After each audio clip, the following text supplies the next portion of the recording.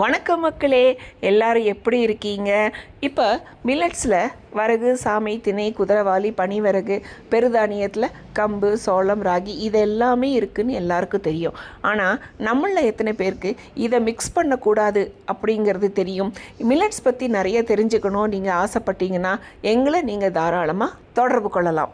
அது மட்டும் இல்லாமல் யாரெல்லாம் பிஸ்னஸ் ஆரம்பிக்கணும் அப்படின்னு நீங்கள் நினைக்கிறீங்களோ எங்களை தொடர்பு கொண்டால் எங்களுக்கு தெரிஞ்ச இன்ஃபர்மேஷனோ எங்களால் முடிஞ்ச சப்போர்ட் கண்டிப்பாக உங்களுக்கு நாங்கள் கொடுக்கறதுக்கு தயாராக இருக்கோம். எங்கள் சேனலை நீங்கள் முதலாக இப்போ தான் பார்க்குறதா இருந்தால் மறக்காமல் சப்ஸ்கிரைப் பண்ணி பெல் ஐக்கானை கிளிக் பண்ணி வச்சுக்கோங்க.